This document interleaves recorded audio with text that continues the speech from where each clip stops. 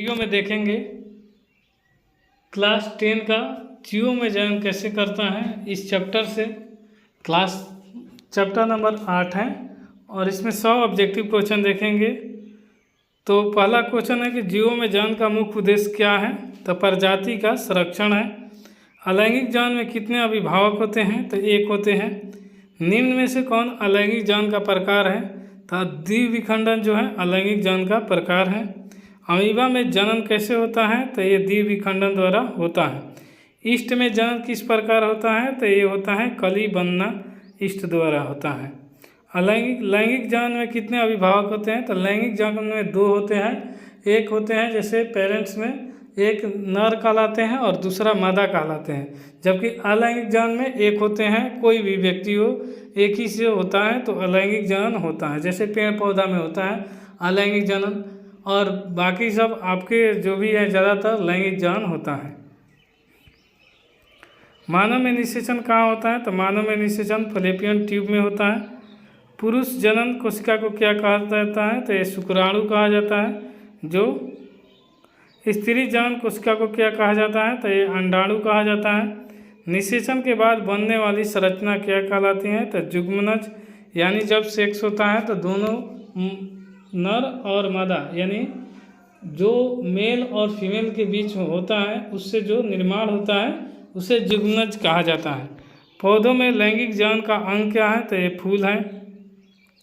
परागकण क्या है। तो परागकण का स्थानांतरण होता है। स्वपरागण में परागण कहाँ होता है। तो स्वपरागण उसी फूल में होता है।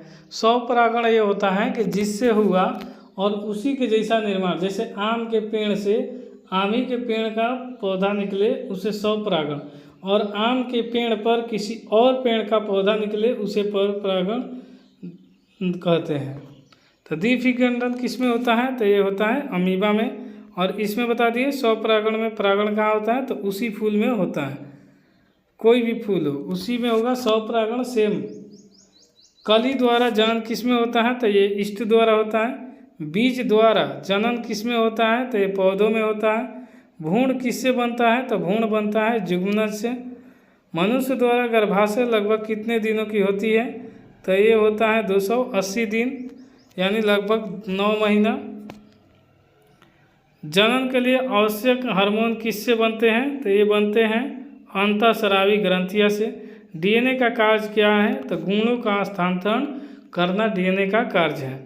अलैंगिक जनन में विविधता होती है या नहीं। अलैंगिक जनन में विविधता नहीं होती है क्योंकि एक पेरेंट्स है तो उसमें विविधता कोई चांस ही नहीं होगा। सबसे ज़्यादा विविधता किस में होती है। तो लैंगिक जनन में होती है। लैंगिक जनन में विविधता क्यों होती है। तो लैंगिक जनन में क्योंकि 2 अभिभावक होते हैं। अभी बताए कि एक महिला होंगे और एक पुरुष होंगे और दोनों से जो नए बच्चे का निर्माण होगा उसे ही लैंगिक जनन कहते हैं। जबकि अलैंगिक जनन कहते हैं सिर्फ एक से हो जाए। जैसे पेड़ पौधे के फूल से जो बीज गिरता है उसी बीज से नए पौधे का उत्पत्ति होता है वो अलैंगिक जनन है। लैंगिक जनन बताया है कि एक पुरुष और एक महिला के द्वारा जो अगला नया बच्चा तैयार होगा उसे हम कहते हैं लैंगिक जनन। यानी 2 अभिभावक होना जरूरी होता है। अंकुरण किस में होता है। तो ये बीज में होता है। जुग्मनज क्या है। तो ये निषेचित अंडाणु है। मानव में जनन का प्रकार क्या है। तो लैंगिक है। परागकण के प्रकार कितने होते हैं। तो 2 होते हैं। परागकण के सहायक कौन होता है। तो ये हवा होता है, पानी होता है और कीट होता है। ये तीनों होते हैं यानी सभी होते हैं। भ्रूण का विकास कहाँ होता है। तो भ्रूण का विकास गर्भाशय में होता है। जनन की प्रक्रिया किसके लिए आवश्यक है। तो जनन के लिए प्रजाति का आवश्यक है नहीं तो कोई जरूरी नहीं है। पौधे के निषेचन के बाद क्या बनता है। तो ये बीज बनता है। विखंडन किस में होता है। तो स्पाइरोगैरा में होता है। पुनः जनन किस जीव में पाया जाता है। तो ये पाया जाता है हाइड्रा और प्लेनेरिया में पाया जाता है पुनर्जनन। वनस्पति जनन किसका उदाहरण है। तो ये आलू का उदाहरण है। आलू के जनन किसके द्वारा होता है। तो ये ताना द्वारा होता है। ब्रायोफाइलम में जनन किस में होता है। तो ये पत्ती में होता है। डीएनए कहाँ पाई जाती है। तो नाभिक में पाई जाती है। कोशिका विभाजन में कौन सा प्रकार जनन में सहायक होती है? तो माइटोसिस और मियासिस दोनों होती है। मियोसिस किस में होता है? तो जनन कोशिकाओं में होता है। और निषेचन के बाद क्या बनता है? तो ये भ्रूण कहलाता है।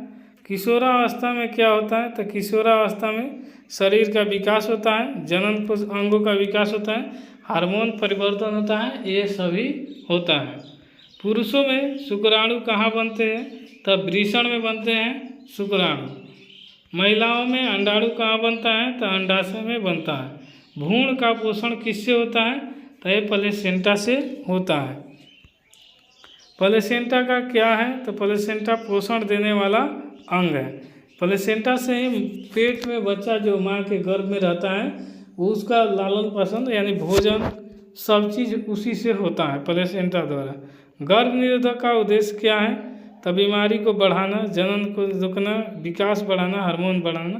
तो गर्भ निरोधक का मतलब होता है कि गर्भ निरोधक का विरोध करना। तो इसमें जनन को रोकना है कि यानी जनसंख्या को रोकना।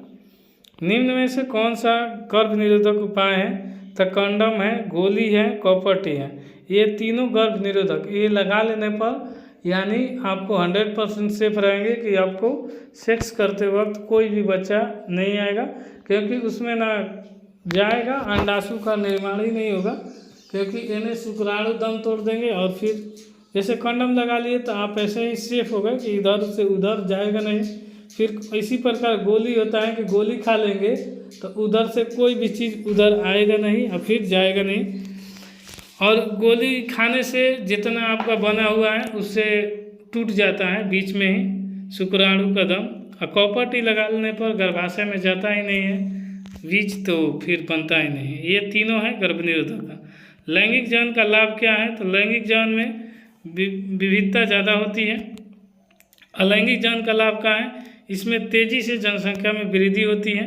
पौधे में फल किससे बनते हैं? तो इसमें अंडाशय से बनते हैं। बीज में क्या होता है? तो बीज में भ्रूण होता है, भोजन होता है, आवरण होता है, इसमें सभी होते हैं। डीएनए का पूर्ण रूप क्या है? तो डेक्सोराइबोन्यूक्लिक एसिड होता है, ऑप्शन डी हो जाएगा। गुणसूत्र कहाँ पाए जाते हैं? तो गुणसूत्र नाभिक में पाए जाते हैं। जनन कोशिका क्या कहलाती है? तो ये गैमीट्स कहलाती है। गैमीट को जुग्मनज कहा जाता है हिंदी में। जुग्मनज बनने की प्रक्रिया क्या है? तो ये निषेचन है। निषेचन के कितने प्रकार हैं? तो ये 2 हैं।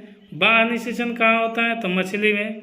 और आंतरिक निषेचन कहाँ होता है? तो ये मानव में होता है, क्योंकि हम लोग सेक्स करने के बाद जो उसमें रह जाता है उसी से अगला पीढ़ी का बच्चा तैयार होता है। फूल का नर भाग क्या कहलाता है? तो ये पुंकेसर कहलाता है। फूल का मादा भाग क्या कहलाता है? तो ये स्त्रीकेसर कहलाता है। परागकण कहाँ बनते हैं? तो ये परागकोश में बनते हैं। वर्तिकाग्र का कार्य क्या है? तो परागकण ग्रहण करना। बीजांड कहाँ बनता है, पाया जाता है? तो ये अंडाशय में पाया जाता है। निषेचन के बाद बीजांड क्या बनाता है? तो ये बीज बनाता है। निषेचन के बाद अंडाशय क्या बनाता है? तो ये फल बनाता है। परागकण कितने प्रकार के होते हैं? तो 2। एक 100 परागण का एक उदाहरण है, तो ये गेहूँ है। पर परागण का क्या होता है? तो अलग पौधे। भ्रूण का विकास इस किस में होता है? तो बीज और गर्भाशय दोनों में होता है। जनन स्वास्थ्य का संबंध किस में होता है? तो रोग, स्वच्छता, सही जानकारी सभी में होता है। किशोरावस्था में कौन सा हार्मोन बढ़ता है?